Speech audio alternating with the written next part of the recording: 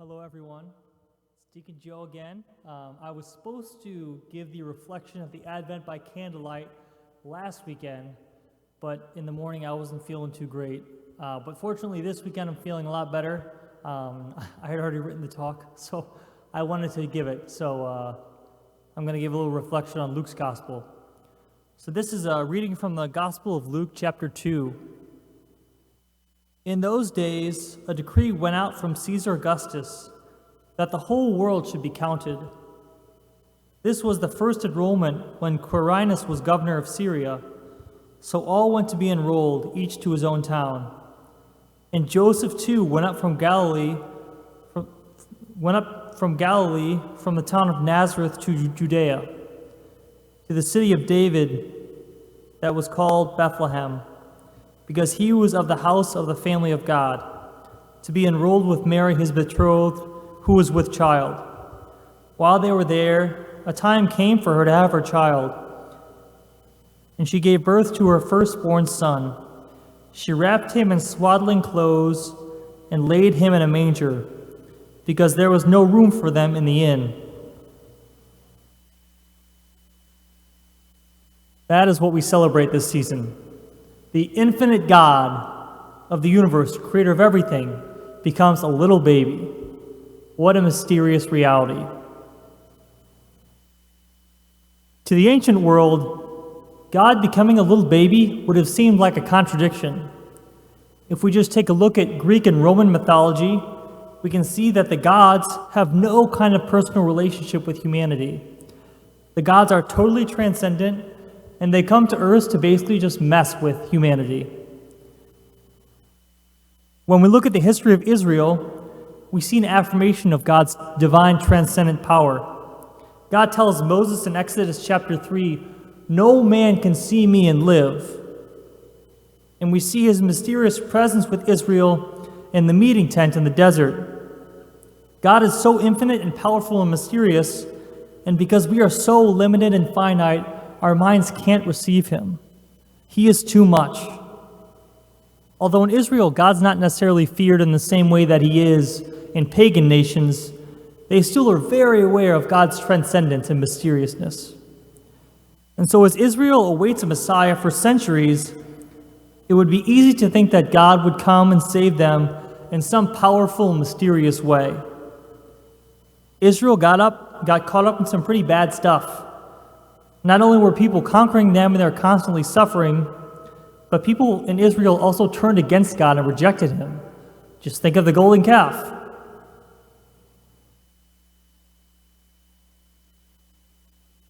Although they are God's chosen people, they suffer from their weakness. And even though they know that they're God's people and God calls them to this mission, they still can't do it on their own.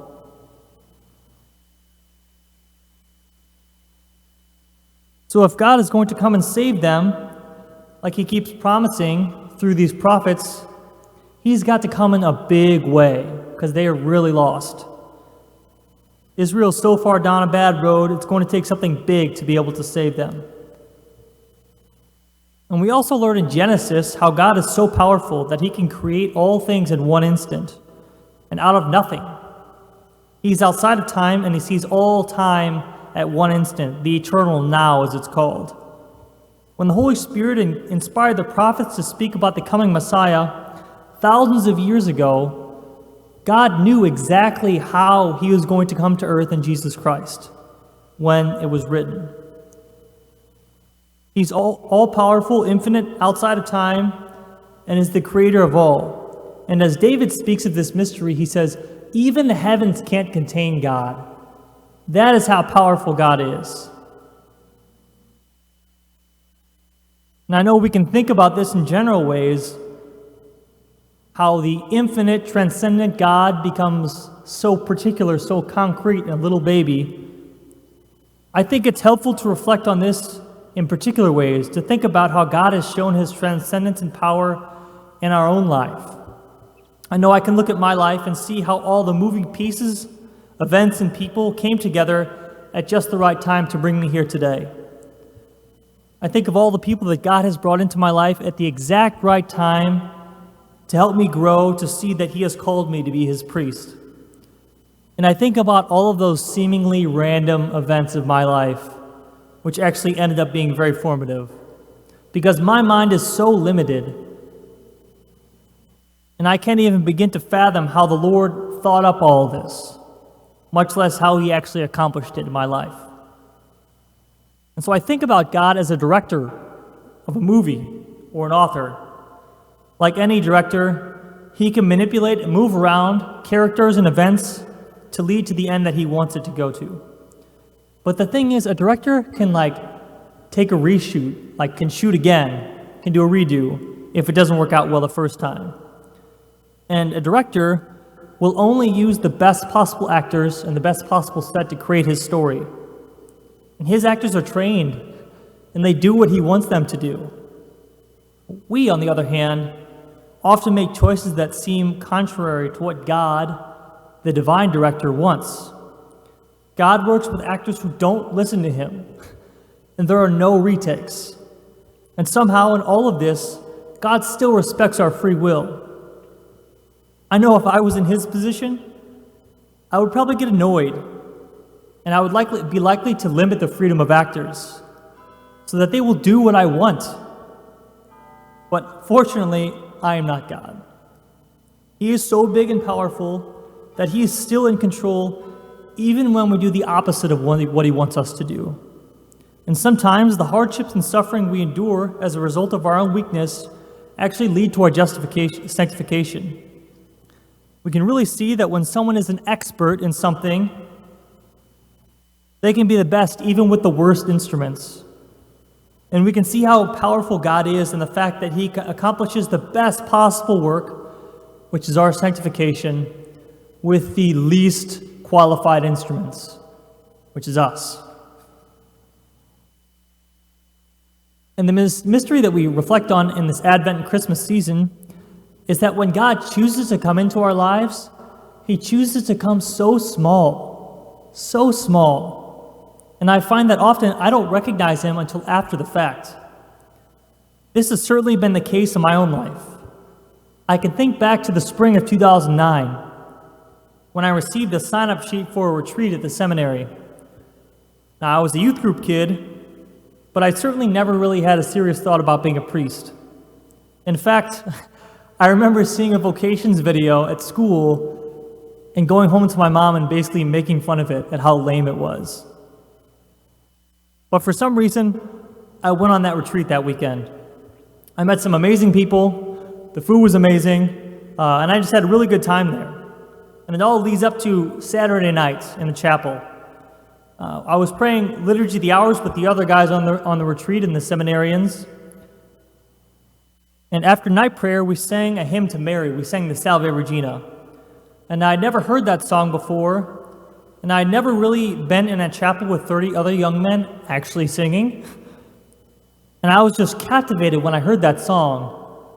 I couldn't tell exactly what was going on. I couldn't put my finger on it, but I knew that something very special was happening at that moment. For the next year and a half after this retreat, I would keep coming back to the seminary to learn more, to pray more, to build relationships, and to receive encouragement. I guess I'd describe it as an itch that I could not get rid of. And I look back at this, and at the time, I didn't see what the Lord was doing, but the Lord was very patient with me. He worked with me slowly over time to lead me to this discovery that he's calling me to be a priest. Because if he would have dropped the bomb on me that he's calling me to be a priest when I was 17, I don't know if I would have received it all that much. But fortunately, he works with us progressively, and he tells us things slowly over time. But even in this, I can see that the pattern Jesus set in motion at Christmas became a reality in my life. When the Lord first gave me an indication of my vocation, it was in a very gentle and humble way. Very different than I would have ever thought that I would find something like that out, something that serious. I also didn't go on that retreat thinking that anything extraordinary is going to happen. And I noticed that this was revealed to me as I was singing a song, a prayer to our Blessed Mother. The Salve Regina is the Hail Holy Queen in Latin. And I don't think it's a coincidence that the Lord chose to encounter me through Mary. And even in this, I am amazed at the great risk that God took to protect my free will. I could have very easily missed him. And if I would have missed him, my whole life would be different. The Lord goes to great lengths and takes great risks to encounter us, all while still respecting our free will. So as I continued to go to the seminary, this became more and more sure to me that I'm called to enter the seminary. So around the summer, heading into my senior year, the Lord's will for me was pretty clear, and I was in the middle of the application to go to the seminary after high school. I had such good plans. I was going to give my life to God and the church, and I was going to give him my first option. I feel like I can sympathize with St. Joseph around this time of year, because St. Joseph, he had a good plan to cut Mary a break, to divorce her quietly and save her from some shame. And it always strikes me the line in the Gospels when it says, "Such was his intention when the angel of the Lord revealed God's plans to him." Although I'm not St. Joseph, obviously, but I had good plans, but the Lord had better plans that I couldn't even imagine. And so as many of you know, on July 4th, 2010, my younger sister Cecilia and I were in a horrific car accident. We hit a tree at around 40 miles an hour.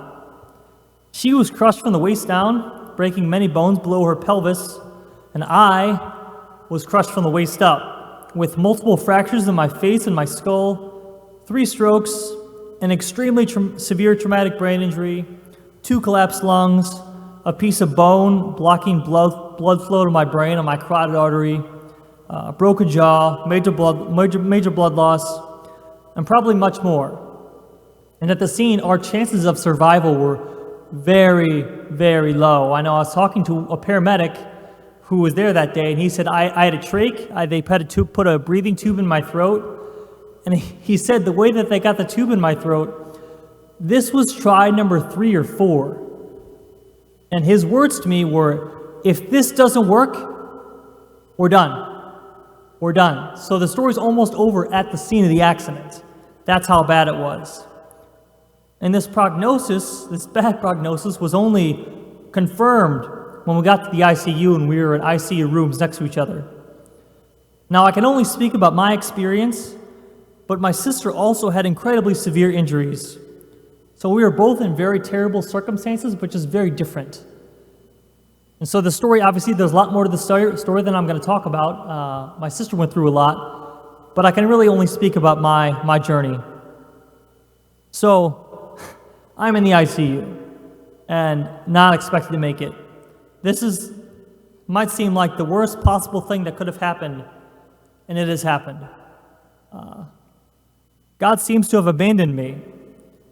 And on the surface, it seems like that, but you'd have to look a little deeper to see how small and hidden the Lord was when he encountered me while I was on my deathbed in the ICU.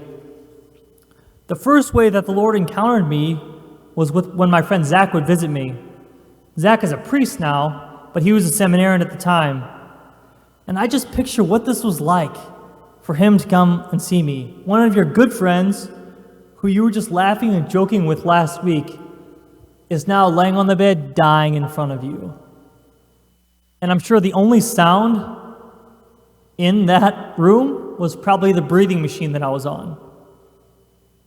Every doctor tells him that his friend is not going to survive. And if he ever wakes up, there's not going to be much there. I can't imagine how hard that must have been for him.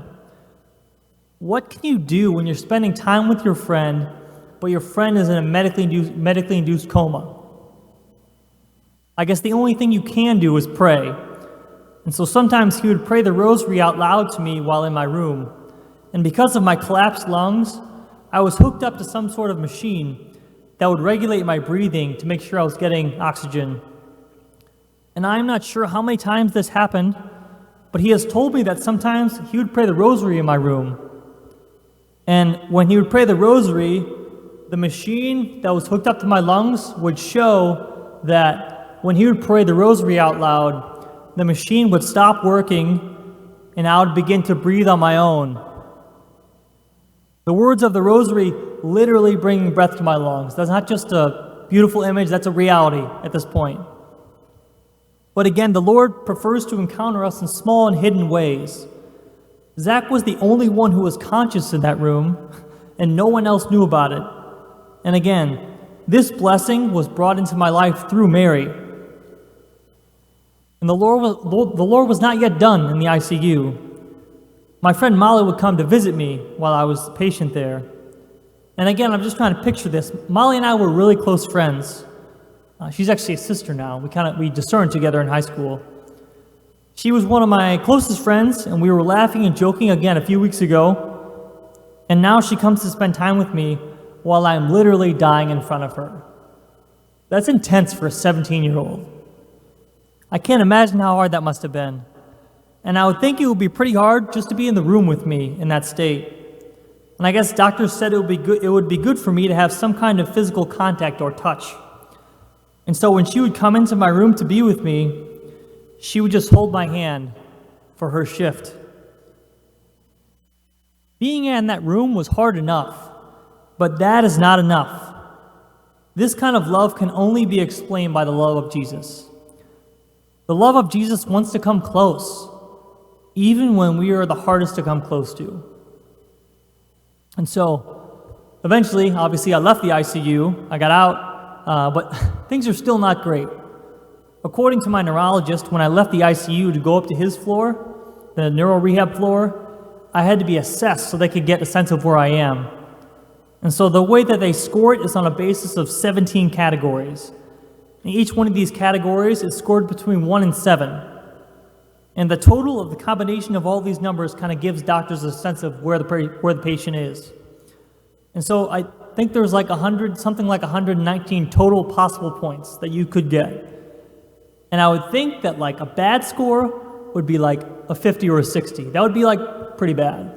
The score that I received was 22,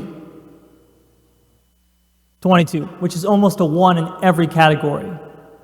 And if that was a test, that was nowhere near passing. And so I was leaving the ICU, but it was still very clear that I had an extremely severe traumatic brain injury. And in the scale from bad to severe, I was in the really severe part of that scale, and among the severe category, I was in the most severe of that category. And also, the fact that I had 3 strokes didn't help either. And so when I first arrived on the neuro rehab floor, I am not responding to anything. And the Lord also came to encounter me again in a beautiful way when I got up to this floor. And it was through the presence and kind words of a loving and humble person. You might think that the most important people for me on the floor would be my doctors, therapists, nurses, which I admit they played an essential role. But I believe that another person who should be thrown in that category of important people was my housekeeper, Patty. Patty would clean my room while I was lying in my bed, unresponsive, jaw wired shut, tube in my throat, tubes in my lungs, being fed through a tube in my stomach. And I'm sure that she knew the severity of my situation and how visibly there didn't really seem to be anyone in there in that bed.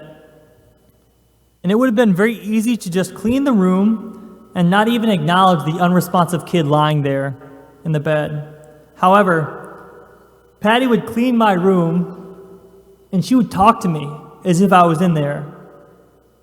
She would talk to me about how she likes to watch professional wrestling with her grandson, and she would say things like, "Joe, you would not believe what they did last night." Now, I know that I'm not the first kid that she's ever done that to. And at the time, there was zero expectation that I would ever be able to talk to her again like I'm able to now. There was no expectation of seeing any kind of benefit from this small act of love, done at a time when it was probably the hardest to know how to love someone. And I am sure that this is not part of her job description.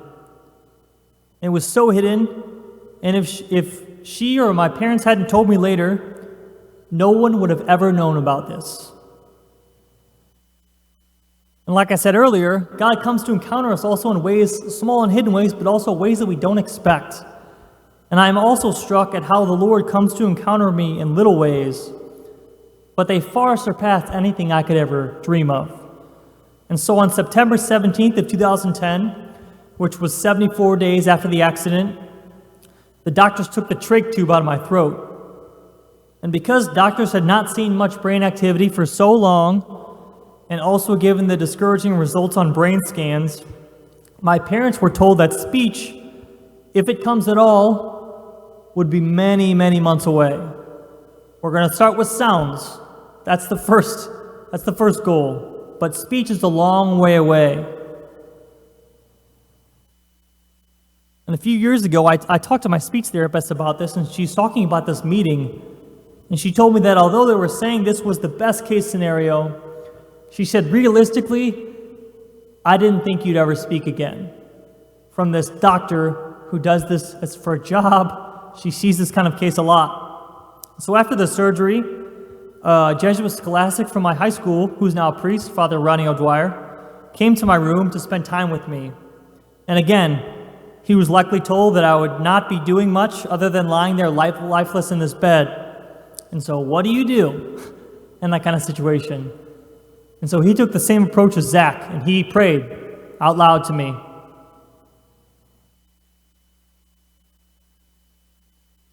He was praying evening prayer, part of Liturgy of the Hours, which made such a huge impact on me when I was first called. And part of that is you pray the Glory Be prayer a lot. And so while he was praying from his chair next to me, he said, "Glory be to the Father, and to the Son, and to the Holy Spirit." And I whispered from my bed, "As it was in the beginning, is now, and will be forever. Amen." Sounds were the best case scenario, and that was 6 months away. But my first words are the right words at the right time, and I'm able to whisper complete thoughts and sentences. This would have been amazing if it happened a few months or a few weeks later. That would have been totally unforeseen. But the reality is that this happened just 6 hours after the surgery. 6 hours. And it happened in a quiet hospital room where a faithful man was praying out loud at the bedside of a boy no one ever thought would wake up. But he was faithful. And God was faithful to his promise to us that he will come to encounter us in the small and hidden parts of our life. And so this pattern has been part of my life, especially in these last 8 years of seminary. I think one of the highlights took place at my deacon ordination. So, the pandemic hit in March. Great. Ordination is supposed to be this huge celebration with all my family and friends. And now ordination is going to be very different from what I thought it would be like. The Cathedral Basilica holds well over 1,000 people. The total amount of people in the cathedral that morning was 32. This was an opportunity where I would have been okay if the Lord didn't choose the humble option. I'm a little annoyed at this. I mean, it's understandable. But instead, he showed me that his plan is far greater than my plan. I'm upset with how things are going, and I'm annoyed, but he has something amazing planned for me. I had emailed many of my friends and family about the ordination, how to live stream it. I knew that people couldn't physically come, so I wanted people to get involved however they could, if they wanted to. So one of the people I told was my friend Rita. Rita was actually my nurse in the ICU, especially in the early days when it did not look good for me. After I was discharged, she actually reached out, and we have actually grown to be good friends over the years. So I told her about the ordination, but didn't think much of it. But when I left the cathedral, pretty excited to be an ordained minister, I walked out into the small parking lot right next door. There was maybe a handful of cars in the parking lot, but no one was in them. There was, however, a white minivan with signs in the window saying things like, "Congratulations, Deacon Joe." And I was caught off guard. I almost missed it. It was my friend Rita and her husband and her 2 little kids waiting there for me. waiting there to be some of the first people to celebrate my ordination. It's crazy to see how the Lord can bring all these different aspects together. The same person who cared for me when I was likely to die is also the same person celebrating my ordination 10 years later. I had no idea it was coming, and it was so small and hidden, I almost missed it. The one thing that strikes me about this is the creativity of God. How I think this situation is unfortunate, and how can it even, I'll try and get through. But this grace moment would not have happened if all of this, obviously I'm not happy that all this stuff happened, but this wouldn't have happened if we hadn't been under the restrictions that we were under. So I know that some of you may have heard some of those stories before, but as we anticipate the coming of Christ at Christmas, I think it's worthwhile to reflect on the small and hidden ways that the Lord has encountered us. Even if we've reflected on that before, it's worthwhile to do it again. The thing is that no matter how many times we reflect on how the Lord has humbly and mysteriously encountered us, it never gets old, and it will never stop being totally unexpected and unforeseen, and it will never stop being something that we can marvel at. And it will always be something that is new and creative. Jesus comes to encounter us in these amazing ways. While Israel was waiting for the Messiah to come on a throne to overthrow the Roman oppressors, he instead comes to encounter us in a manger. A manger was basically a food trough for animals, which is kind of gross. And yet that is what he chooses for his throne. We can see that his odd choices in how he chooses to save humanity is not just limited to his birth. The humility displayed here at Christmas is shown perfectly. A continuation of this is shown perfectly when he suffers for us on the cross.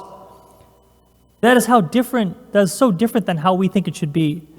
And yet he chooses the humble option. And I know sometimes it can be hard to keep that hope, believing that the Lord will stay true to his promise even when all else seems to be lost. We can get tired of waiting and looking. I can only imagine what Israel felt like waiting for a Messiah. The prophet Isaiah speaks about how Israel needs God to come down and save humanity, to save us. He speaks of the need they have for God. He needs to save us now, like we need him now. And for some reason, Jesus doesn't come for another 7 centuries. And given the history with other nations and bad kings, it would have been very easy to conclude that God had given up on them. Israel waits with anxious expectation for a Messiah for hundreds of years. I know things can get crazy in our world today, but that is nothing new. We can persevere with total confidence because of the one who promises to save us. So we don't need to give up, because God greatly desires to encounter us in our chaotic world. He delights in surprising us. We might think, like Israel, that because we've gotten so lost, that if God's going to come into our lives to save us, he has to do something big. And if he comes into our lives in a big way, we will be able to have the joy of noticing him. I think that would be the ideal way to come to earth, right? And yet God always prefers to come to earth in humility, which is so annoying sometimes. This is true in general ways, but as we prepare for Christmas again, I think it's helpful for us to reflect on the ways in which God has come to encounter us in hidden ways in our own life. I think it's also important to recall that God doesn't come to encounter us because we are so good or that we did something to earn it. When I look at my journey, the most beautiful moments when the Lord encountered me were often when I was unaware of it or unconscious. And the Lord didn't encounter me because I'm special or better than anyone else.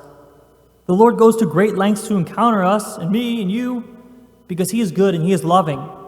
And he has an infinite love for each one of us. He is always laboring to love us and to encounter us in our lives. But he often comes so different than I expect him to. I love reflecting on how the God of the universe becomes so small. It's so unexpected. And not just in the world, but in my life. It seems like such a contradiction, and because I don't expect it, it's always a surprise, and it never gets old. We can always go back to that particular point of prayer, and it will always be unexpected, unearned, and wonderful. This Advent season, we can give great praise and thanks to God for going to great lengths to come into the world in such humble circumstances.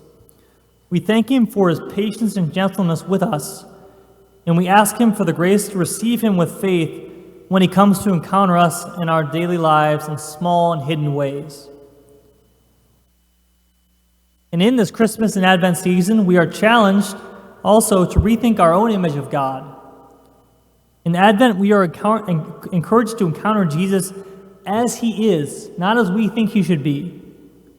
Because if we are so focused on how we think He should be, we might miss Him. We reflect on the unexpected ways that He came to encounter us when He comes to us in a crib, in a food trough, basically, in a manger. And if we cannot recognize the Lord in the crib, in those small aspects of our life that we don't expect, how are we supposed to see Him in our neighbor? He comes to us as He is, not as we expect Him to be. And one thing that always makes me laugh, because I can relate to this, is when He comes to encounter us, will we have room for Him? This innkeeper, like, you're a jerk. Like, you don't have room for these people? That's the Holy Family. Are you serious? How can the innkeeper be so foolish? But I find that often I have a small heart, like the owner of the inn. My inn is filled up with worldly things that I believe will make me happy. I can't fit Jesus in my inn because every room in my house is filled up with stuff I buy off of QVC. And I choose to make room for my stuff that is not Jesus instead of Jesus Himself. Because Jesus comes so small, He doesn't actually take up that much room. But He will not come into my house unless He is the number one priority. Having spare room in our hearts for Jesus doesn't just happen, but we have to take an active role in making room for Him. We have to clean house and get rid of many things which take up so much space and don't help us at all. The fact that I don't have room for Jesus doesn't mean that He's too big, because we know He's actually very small. But the fact that I fill up my heart and my life with so many things, to the point where it seems like I have no room, but when I do in reality. So as we continue in this Advent and look forward to Christmas, again, we give great praise and thanks to God for coming to the world to save us. And we can marvel at the glory of the fact that the infinite and eternal God becomes so small. And when He comes so small, He comes to us in a way that we are able to receive Him in a way that totally disarms us as a little baby. This is a truth that we can always go back to, and especially during this Advent season. The God of the universe also desires to encounter you and I in our daily lives, and He still usually prefers the humble option.